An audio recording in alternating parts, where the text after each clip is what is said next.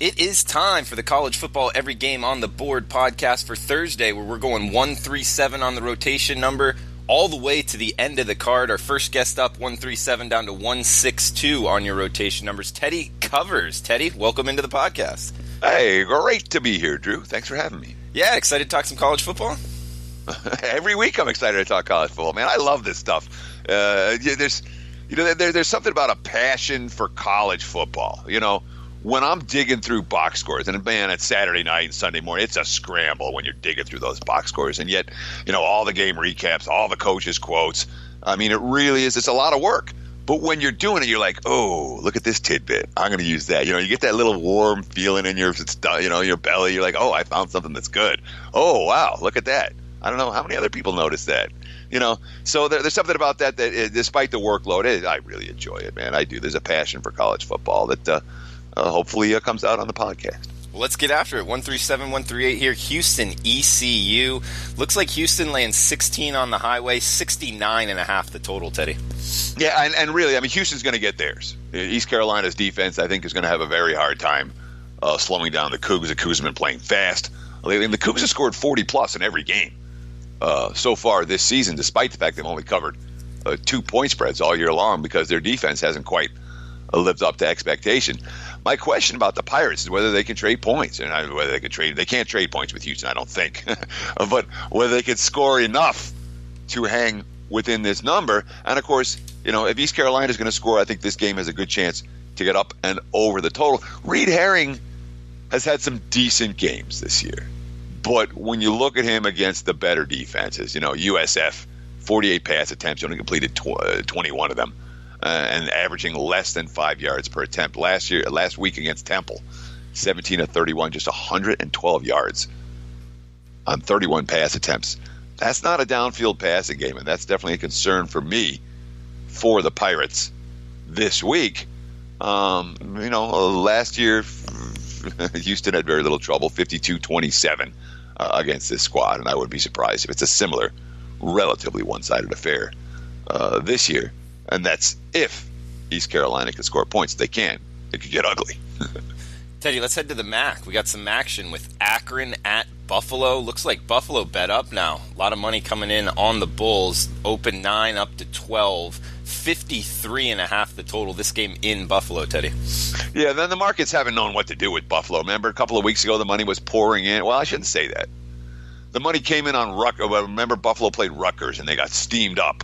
They closed 6.5, 7 from an opener of 3, and they blew them out. And then the money came on them the next week. They got steamed all the way up to 7 against Army, and then Army blew them out. And then last week against Central, the money came on Central. It came against Buffalo.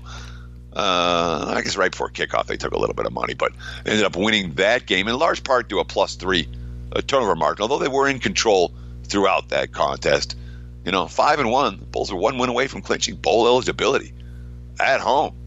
It's a big game for Buffalo. I can understand why the markets are, I'm not going to say excited about this team, but why there's been a fair bit of support for Buffalo, even though we've seen, you know, they've been a popular team to bet on. I'll just put it that way, even though the markets haven't gotten them right week in, week out.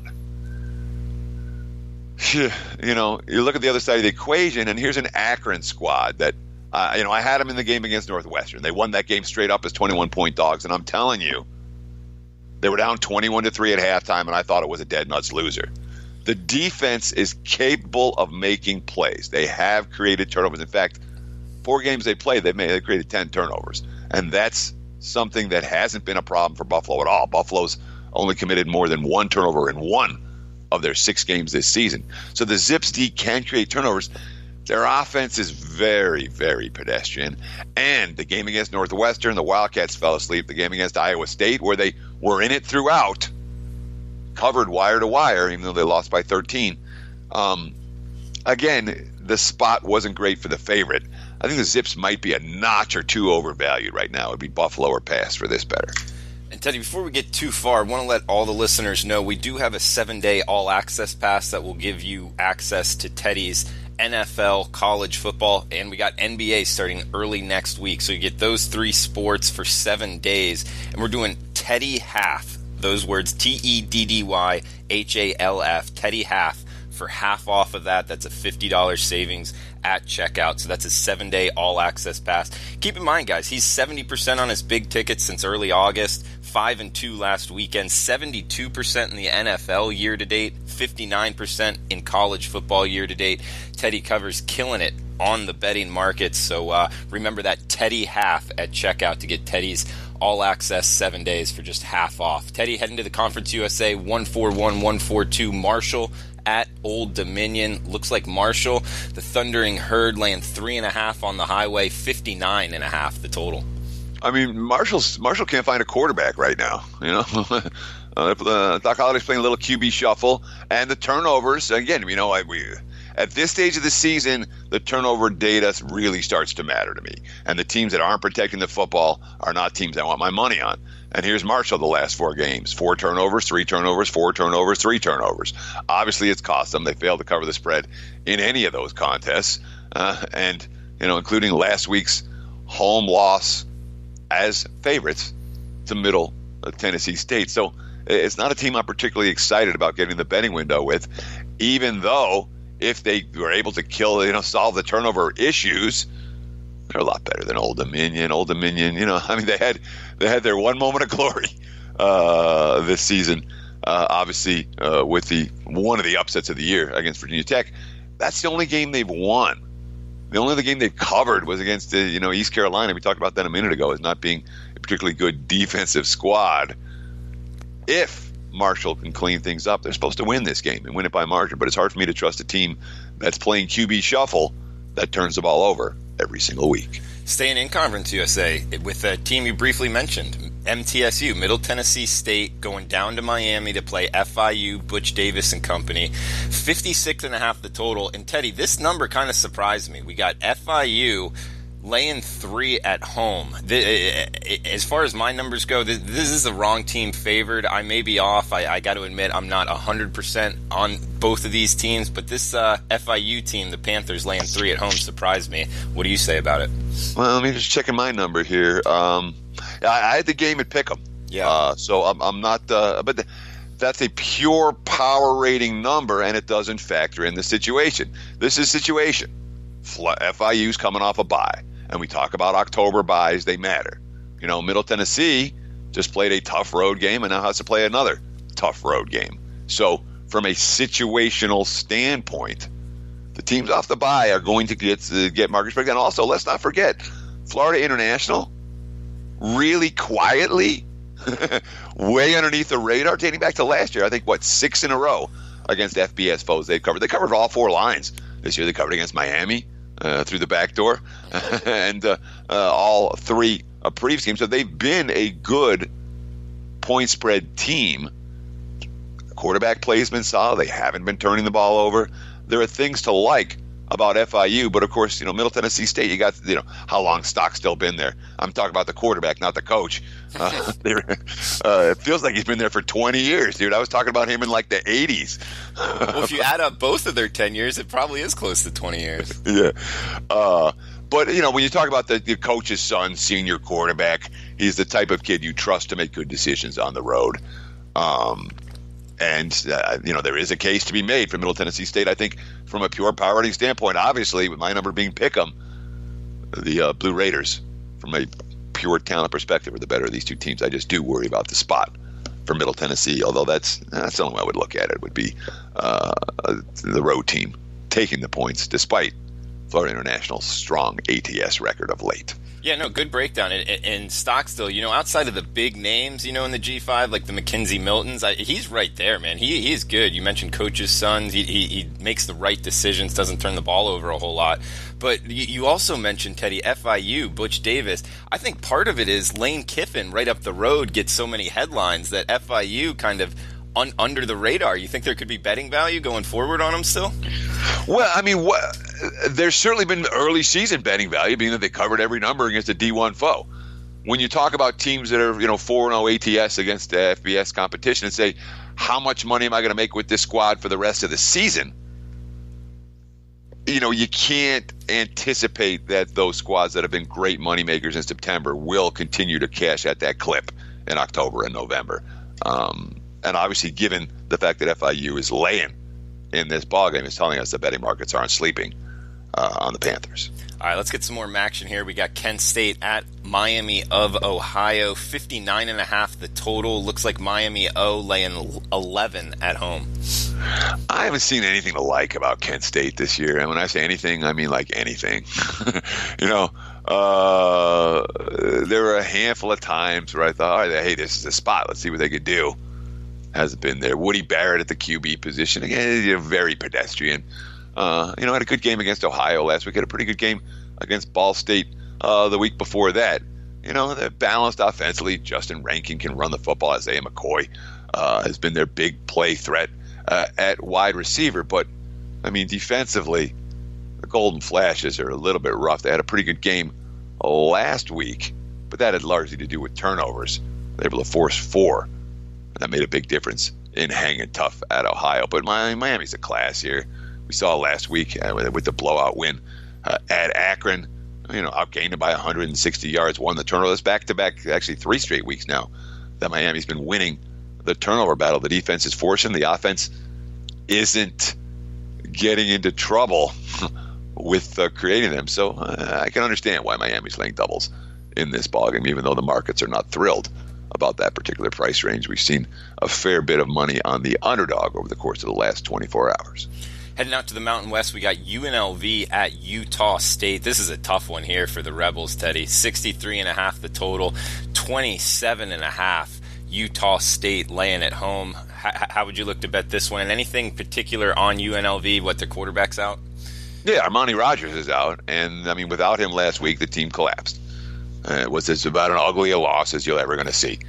They were laying 9. They got blown with a 50-14 final. It wasn't that close. That game was over in the first quarter, and they were lifeless. One thing that we look at in college football is the team off their worst performance. What do they do the next week? And UNLV in the Sanchez era has had their fair share of bad efforts and bad losses. And fairly consistently, they've been able to bounce back. They've been good road underdogs. And for as much as we like Utah State, again, you talk about the teams that cover every point spread, that are coming off a big national TV win against their arch rival last week. Road trip to Wyoming next week for a revenge game against the Cowboys. It's fairly easy to picture the Aggies looking past UNLV. They beat them 52-28 here in Las Vegas last year. And, Matt Wells' squad, they're so explosive offensively. That's my biggest concern. You say, all right, spot-wise, you have to think that Utah State lets down. You have to think that UNLV brings a little bit more to the table than they did last week. Spot-wise, it's surely a Rebel spot. But, when you talk about the teams that make the explosive plays, that have the quick strike offenses like Utah State does, great. UNLV hangs for a half, and all of a sudden, boom, boom, quick touchdown. And now you're hanging on, trying to hang on for a cover in the fourth quarter. In this price range can be a little bit stressful and doesn't always cash those tickets. So I lean to the Rebels. I doubt I get to the betting window. My powering number came out much shorter than the line in this one. Staying in the Mountain West, Teddy, we got 149, 150 on the rotation numbers. New Mexico at Colorado State. Seeing ones for New Mexico. Pick'ems out there. 65.5 the total, Teddy. So are you superstitious at all? I don't want to be, but I got to admit I am. Sure, we all are in our own ways, in our own little quirks. And I'm not. I don't have like a lucky rabbit's foot or anything. None of that. None of that silly business. But one thing that I never do, I never write down a win in my spreadsheet and update my page till the game's over. But last week, it was in the third quarter. Colorado State led 28-0 at San Jose.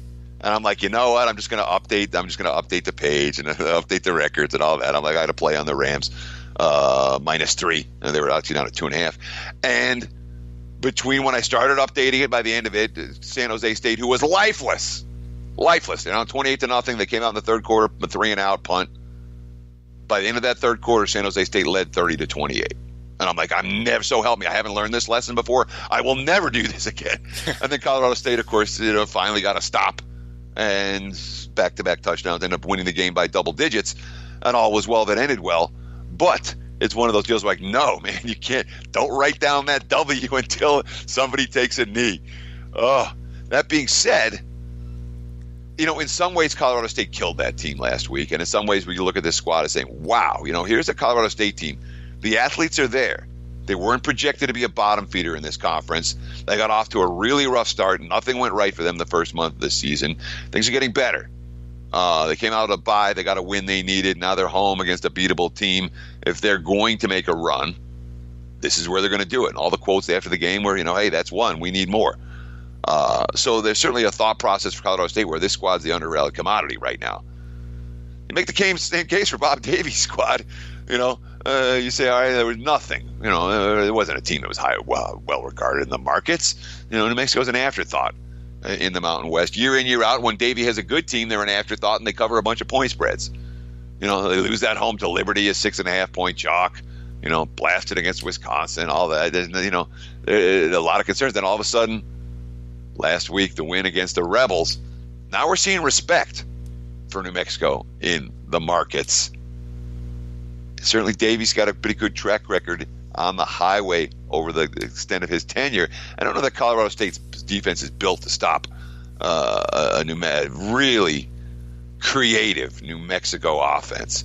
But on the other hand, Colorado State's offense is pretty good of their own, and there's no reason to think they won't be able to chuck the football all day long against a Lobos defense that has more than their fair share of concerns when it comes to being able to stop potent passing games. Teddy, when you bring up New Mexico and always an afterthought, a couple years ago they had an athletic quarterback, that option, that spread option running around. I found them fun to watch and very fun to watch, but they're not a team that ever gets any hype in the Mountain West. It's a back. Albuquerque is not a place that people end up. You know what I mean? When they're like, it's not a college football hotbed, right? And there's no hype there. San Diego State's get some hype once in a while. Boise gets some hype. Whatever. When Colorado State's good, they get some hype. Fresno's gotten some hype. New Mexico, even when they were good, and again, the best season they've had, they went 7-6 one year and 9-4 the next. That's the only two winning seasons they've had in 7 under Bob Davie. All righty, we got 151, 152, Troy at Liberty.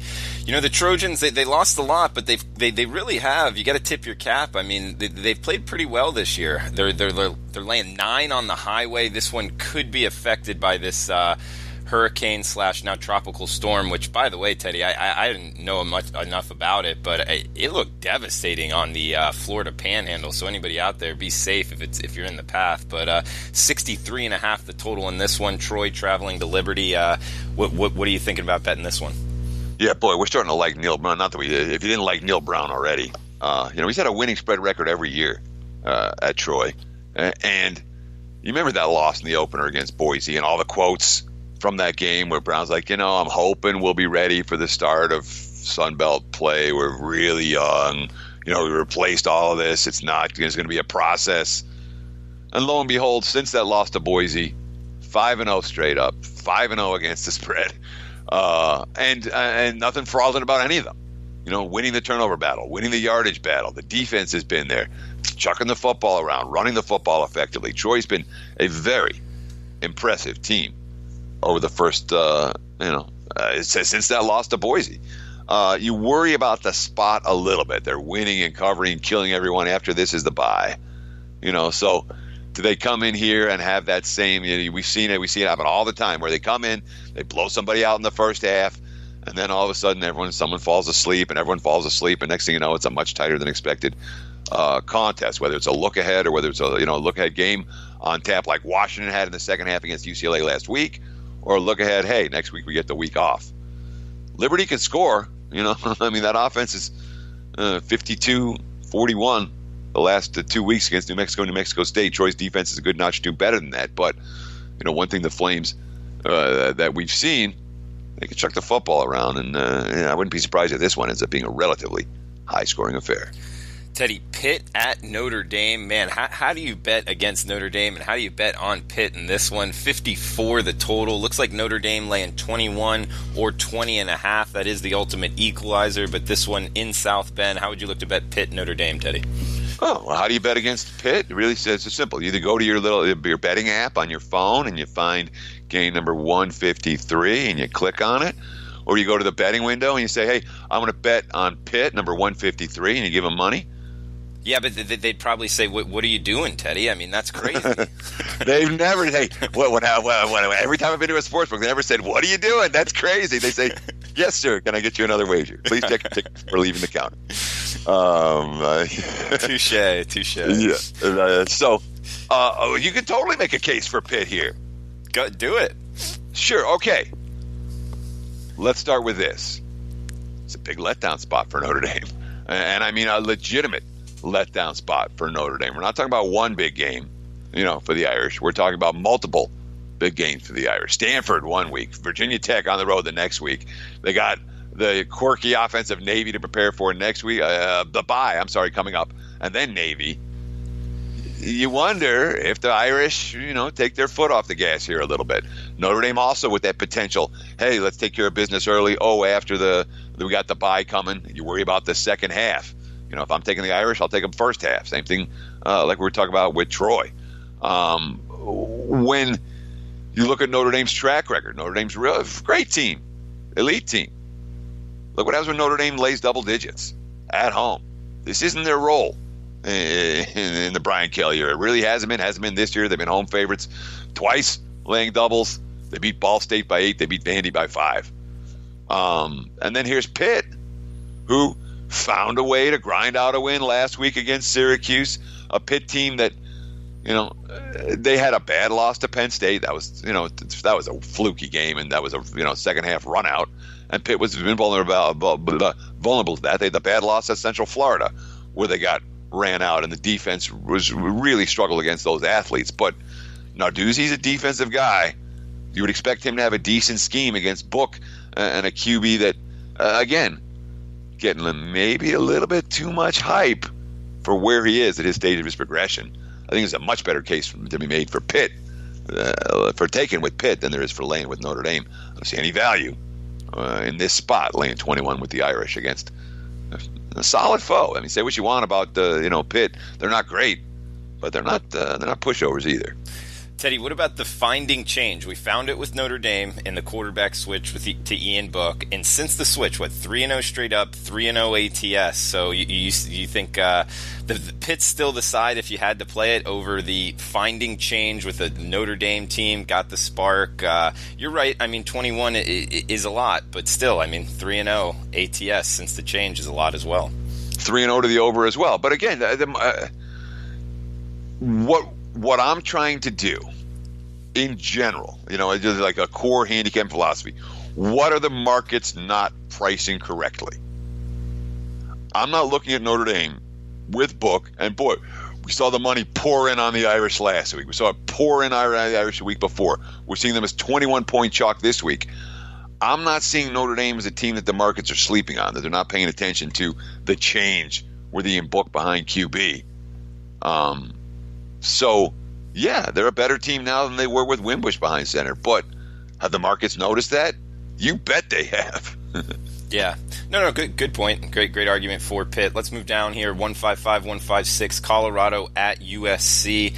Looks like 57 the total. And this one, a good one to shop around. Sportsmemo Odds has a bunch of books at 7, some at 7.5. So depending on which side you like, this is a good one to make sure you're betting at the right book to either have 7 or 7.5. But how would you look to bet this pretty big Pac-12 matchup here in Los Angeles? It's a huge Pac-12 matchup. The winner of this game is in the driver's seat to go to the Pac-12 title game. I don't know. It's early. It's October. You don't want to think about this stuff too much at this stage of the campaign. But, I'll tell you what, Mike McIntyre's thinking about it. Where'd my McIntyre quote go? I have it here somewhere. Yeah, and this is a good. I love that it's at 7:30 Pacific time, so it's the kind of the degenerate special, but not too degenerate. Late night. Let's call it late night bailout special. Yeah, that's one. That's what I've always liked in that spot, and I still can't find that stupid quote. I got too many notes here. All right, here it is.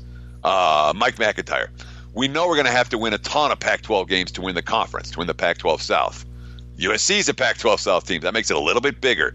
They're all big, But if you can beat a Pac-12 South opponent on the road, puts them a notch behind you, is a huge game for us.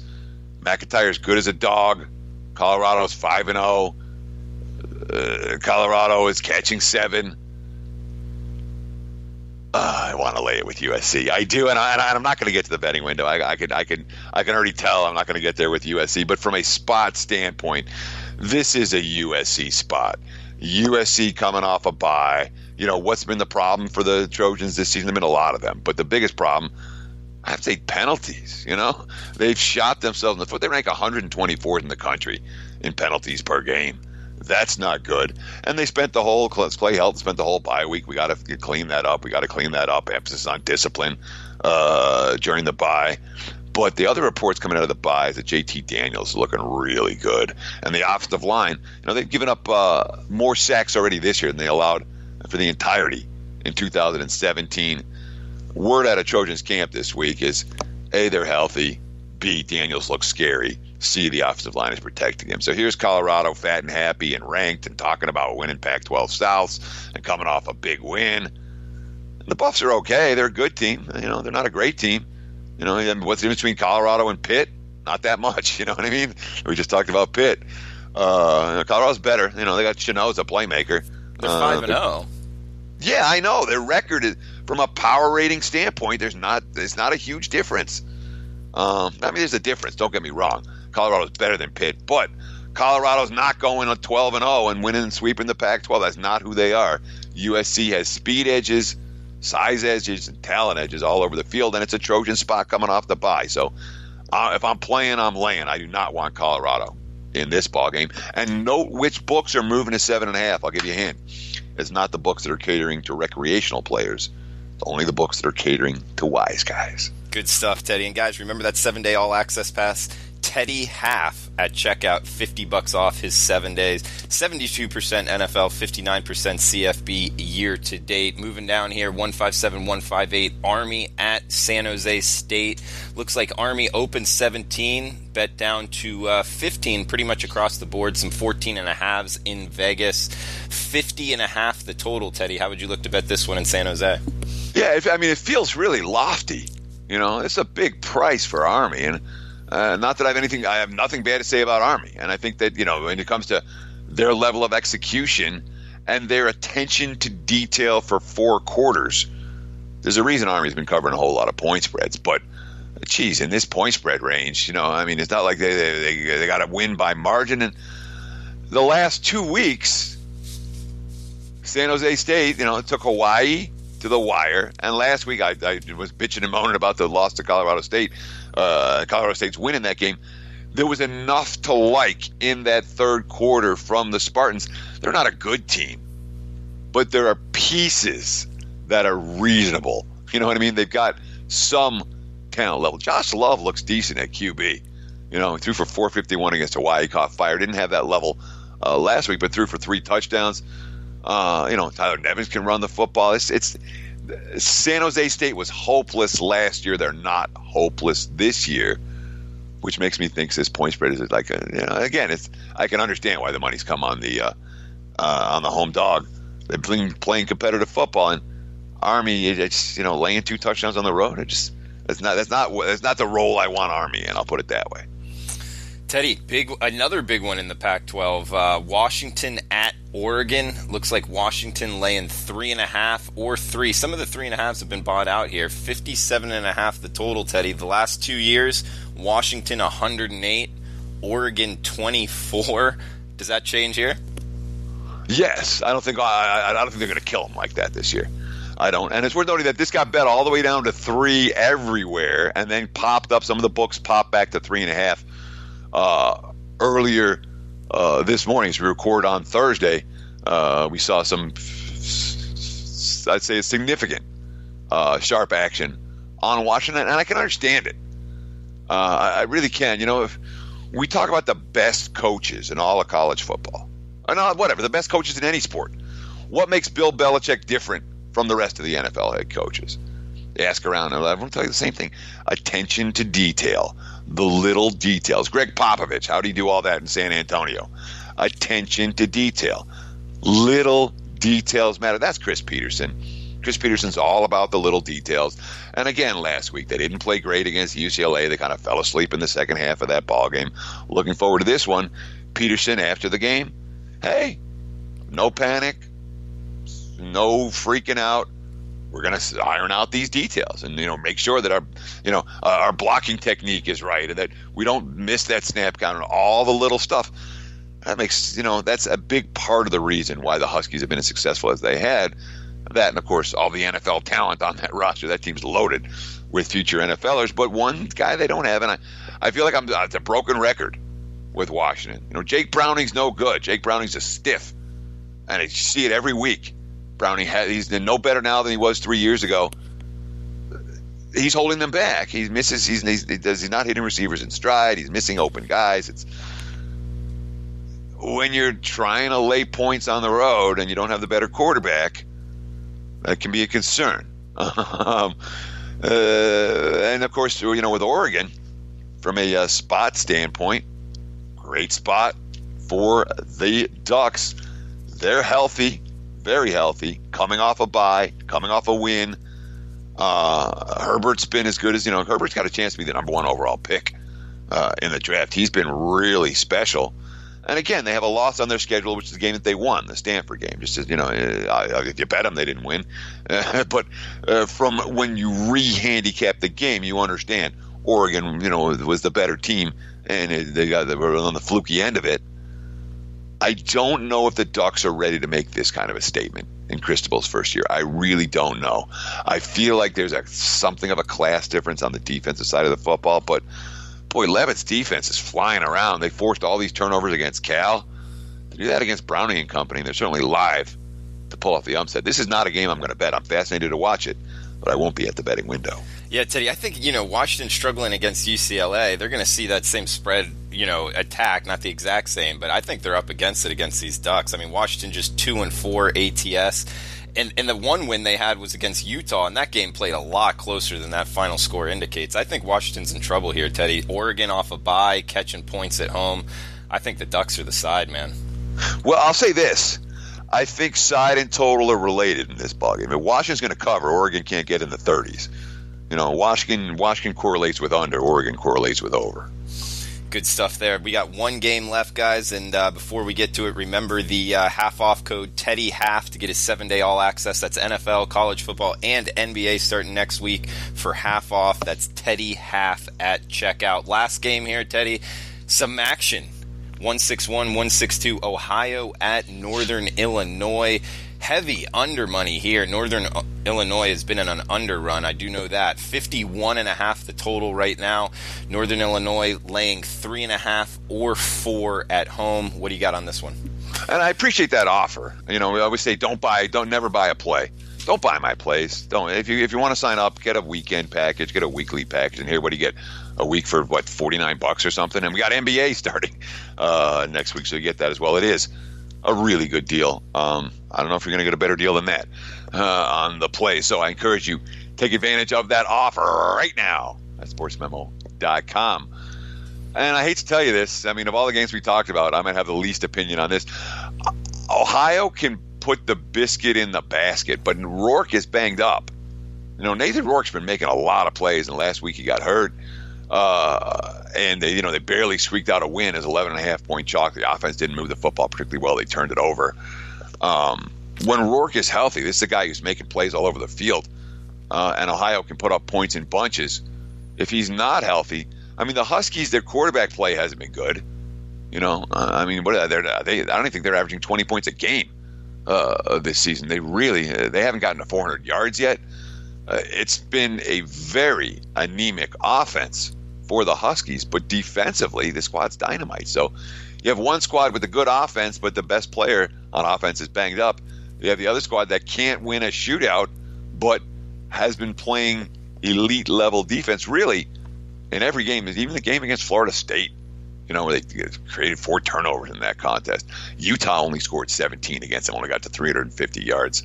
Iowa only got to 350 yards against them. And the Huskies' defense is real. So is the Bobcats' offense. Easy pass for me.